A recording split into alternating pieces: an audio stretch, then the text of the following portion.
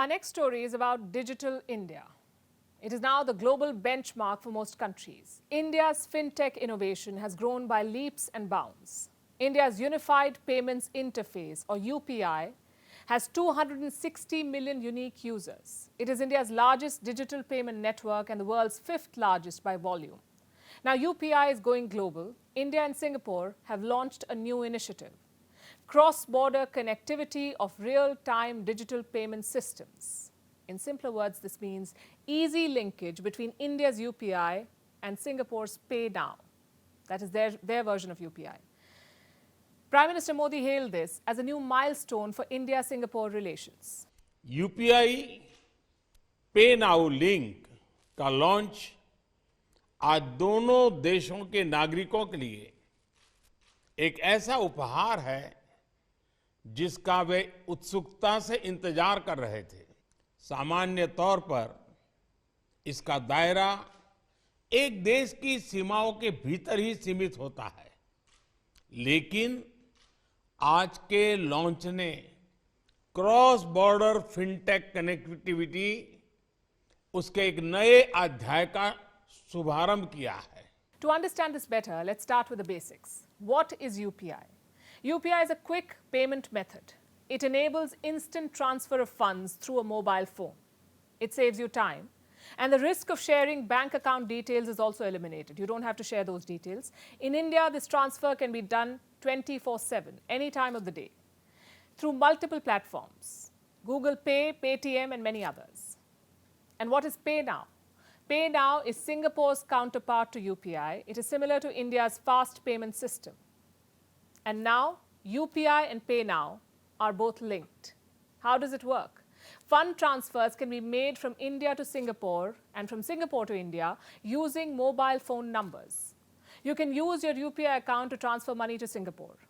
Why is this important? Because it allows people in both the countries to transfer money easily and quickly. And this will benefit students, professionals, NRIs, and their families, among others. It will also save them money, which makes it useful for migrant workers and students studying in both countries. It will reduce the cost of sending remittances by as much as 10%. You see, cross-border retail payments are different from domestic transactions. They're usually less transparent and more expensive. The PayNow UPI linkage will offer cheaper, faster, and safer cross-border retail payments and remittances for businesses and individuals alike, directly between bank accounts or e-wallets. It's convenience at your fingertips. Prime Minister Narendra Modi says benefits of UPI should not be limited to India. Singapore has become India's first cross-border real-time payment partner. But why Singapore of all countries? It's a great way for India to enter the Southeast Asian market. There are about 6.5 lakh Indians currently residing in Singapore.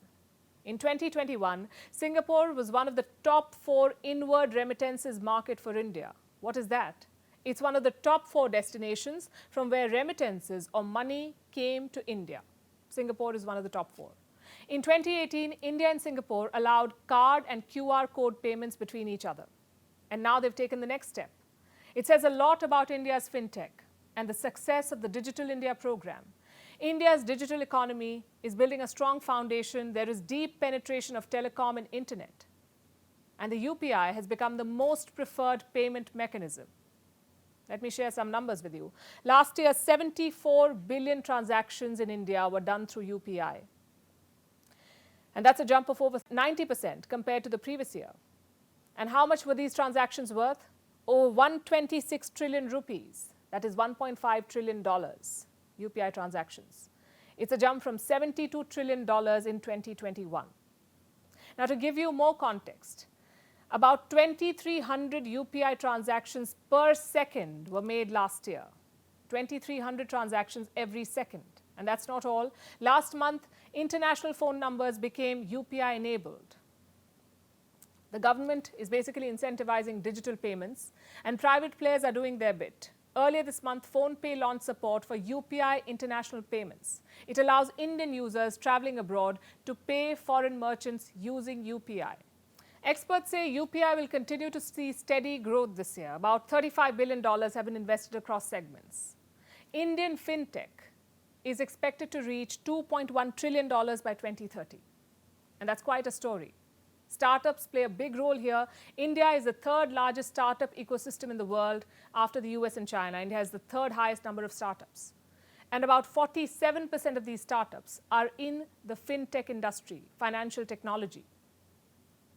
Basically, India is moving its financial transactions to digital platforms. And this is seeing an international expansion.